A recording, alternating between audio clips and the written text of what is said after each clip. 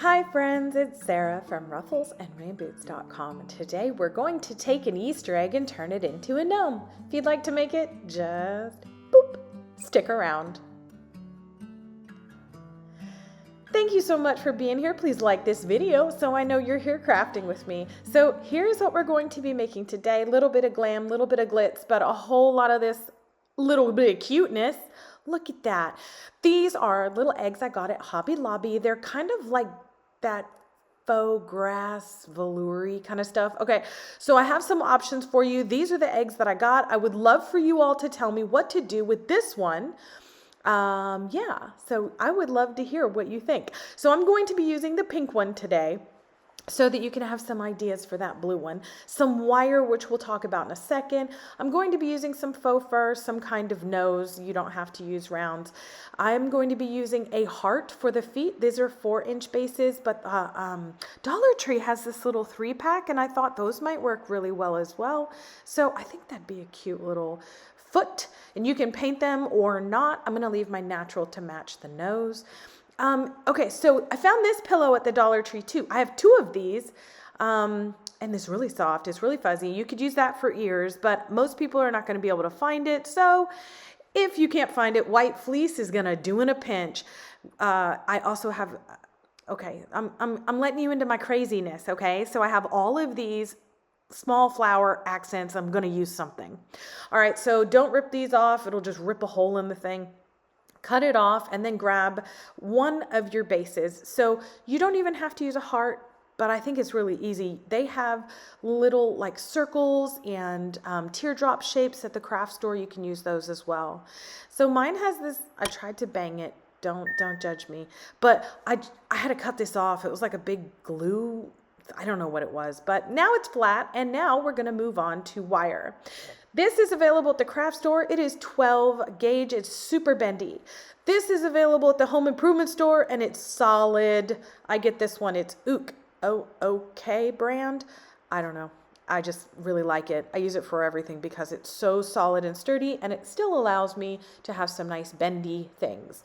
So I'm just going to estimate an eyeball-ish. They ended up being, let me grab my ruler. They ended up being 10 inches long. And so I was able to get away with about 4.5 inches of ears sticking up for this size egg. Now, Hobby Lobby did have bigger eggs, and they also had smaller eggs. So I'm just teaching you this without a pattern so that you can just do this yourself, no matter what egg you get. These would be really cute hanging on a garland too with the small eggs.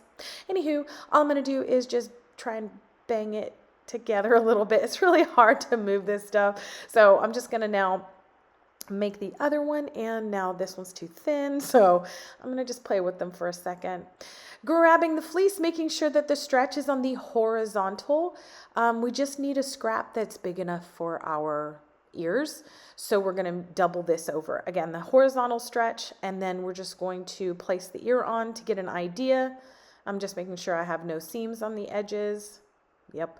Now, you are going to want to work on the side that is the pretty side. If you have a really plush side and a really flat side of your fleece, if you have the polar fleece, it may be the same on either side. All we're going to do is just cut a scrap of this out. And then this may be a little unconventional, but you can see here, these are 5 inches, and we're going to cut, I'm sorry, we're going to glue, that piece of scrap was 7 inches or so. But anyway, I want to work on the pretty side, okay?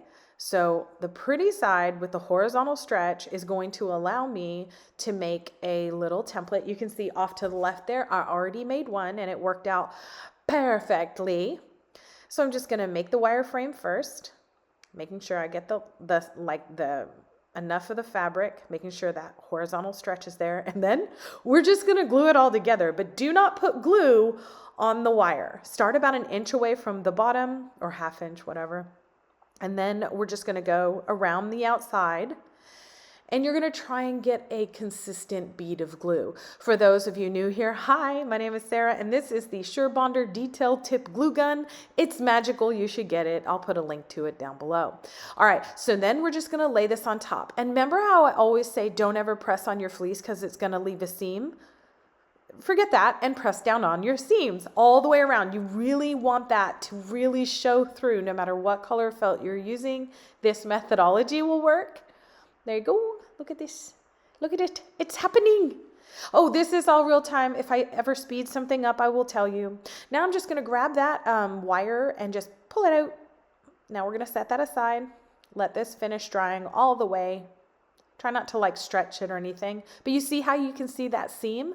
I know it's really light, but I promise you it's going to work. So give yourself a little bit of that buffer, the same amount we stopped away from the edge of our wire, and then just go around the outside, giving it about a 1/4 inch seam. So now we've added about a 1/2 inch width to our wire, right? Because we did a 1/4 inch around the wire for glue, and now we're doing a 1/4 inch around the glue for the cut.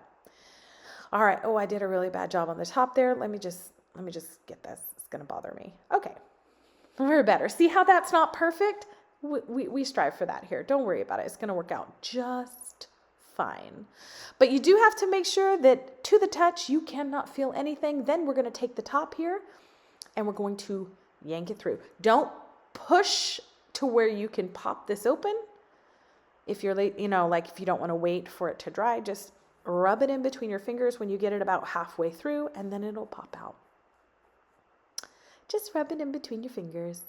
I love fleece because it's so forgivable. By the way, you can do this with felt. It's just going to be a little more frustrating because felt doesn't have a lot of stretch. But you can do it. You may pop it a couple times. All right, so now that we have that, we're just going to take these little pieces and tuck them under. You don't even have to glue them yet. I promise you, it's all going to work out fine. This whole craft took about 20 minutes. So, I mean, that's with like letting all the glue dry and then letting the base set and everything. And I'll tell you when I edit something out so that you can be able to plan accordingly. All right, so I'm going to now glue this thing down because I really want this stable before I start yanking on the ears and stuff. So I'm going to put an obscene amount of hot glue down here at the bottom, just a little more for good measure. And then I'm going to line it up. I don't know why I'm lining it up. Every part of this is the front. And then I'm going to hold it there. I did edit a little bit out, so make sure that that is on there really, really well. Because now we're going to poke some things into it. So as you can imagine, I'm using the very thick wire, which means it has a lot of strength. And I'm just going to take this out, line up my two little pieces so that they're about 3/4 of an inch away from each other and maybe a 1/2 inch on the inside. And then we're just going to yank them, push them down there. We're not done with them, but just get them on there, and then you're going to position the other one. If you are using a thinner floral wire or pipe cleaner, which I wouldn't actually recommend, I would recommend a floral wire, go ahead and use a dowel or a needle or something to poke the holes in prior to you actually pushing the ears on, and it'll just go a little bit faster. All right, making sure I'm in the frame. There we go. Look at that. And I don't know if I want to bend them a little in. I'm not sure. I messed with them a couple of times, but we'll see. We need to move to something else because it always helps me to come back to it later. Okay, so now I'm just going to set that down for a second and move on. So I have an obscene amount of those flowers, as I mentioned, and I really need to use up some of my craft stash because I found a lot of stuff moving. So I know I love lamb's ear, and this would be so cute, except these little pieces that I have are massive and they're not going to work. But these flowers, that's a different flower than those. So no, but these flowers will absolutely work. So they're like a paper flower on a stick. I got them in the paper crafting section, and I'm going to end up putting 3. Just use your imagination at this point, okay? But I'm going to do 3 across the top, I think. And I think it'll be fine. Just move along, Sarah. Okay, so that's the way it's going to look. I would love to hear in the comments what you would do with this because, I don't know, I wanted some greenery, but I didn't really have anything that was pastel and soft like that lamb's ear. That's me looking for more stuff, but we're going to move on. So this scrap of fur is white Mongolian. I'm going to cut about a 2.5 to 3 inch piece, like whatever is it's your preference.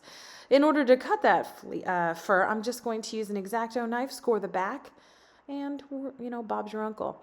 I have these that I bought at Hobby Lobby, I don't know, a while ago, and I thought they were so cool, and I haven't used them for anything. So I'm going to pull them out of their little holders here because they're fishing line with gold bead things on them. And I thought, well, that'll be a fancy little glamorous bunny. So I'm going to use a couple of those, 2 or 3 on each side, probably 2 because there's a lot of gold beads on those things. But I'm thinking, let me know if you think this is a little too much, but I'm thinking that would be cool for Whiskers, where it gives it a little something, something, but not too much. I don't know. I'd love to hear what you think in the comments below, but I'm going to move on, and I think this is going to be fun. I'm still debating. Can you tell? I'm sitting here. The tapping of the fingers is the biggest giveaway. Okay, so I'm going to find the center of my fur, and by just folding it in half, taking the glue and laser gunk off of my X-Acto knife. And I'm going to cut these bottom corners off. And so now I have a V-shaped beard. Y'all, I really need to change that blade. Look at that. But I'm going to have a V-shaped beard just so I can see more of the little bunny's rotund tummy. We're not judging. We think it's cute. It's got a little belly. But what I want to do is make sure that I can kind of pull that in on the sides. And of course, I'm going to tamp down that top just with a little hot glue. For those of you new to working with faux fur, try not get any hot glue in the faux fur and everything is going to be fine. So I'm folding down about 1/4 of an inch up here at the top and holding it in place until it sets.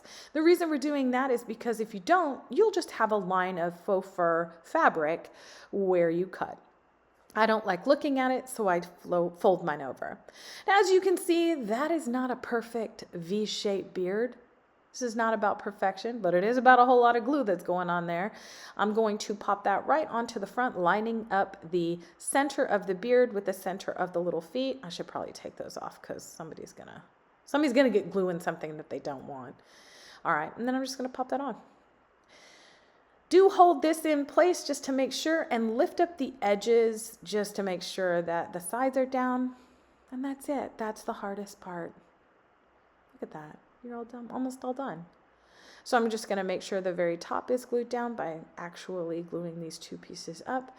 And now, now I'm going to mess with these things again. I'm just literally sticking them in the fur and putting this up to see if I like it. I hope you like it. I kind of like it, but I'm still not yet decided. So I find the center of the beard, and I'm going to put a good bit of hot glue on the fabric backing part, not on the faux fur. And then I'm just going to stick these, stick that right in there. I don't know, I've committed at this point. And then I'm going to make sure that I get them sort of even all the way around. Again, just whatever stuff you have on hand. If you have pipe cleaners on hand, if you have fishing wire on hand. I've shown in many videos when I do my bunnies that I use Mod Podge on black embroidery thread, and it works perfect. You can even make swirly ones. Oops, that one fell. Let's fix that. So I added an obscene amount of hot glue and pressed on a 1-inch wood ball, and that's going to be my little bunny nose. What do you think? All right. I'm committed at this point, so unless I'm going to cut it off. Speaking of cutting things off, I'm actually going to cut off the, I don't even know why these are on there. I'm not sure what we're supposed to be sticking them onto, but I'm going to cut those off.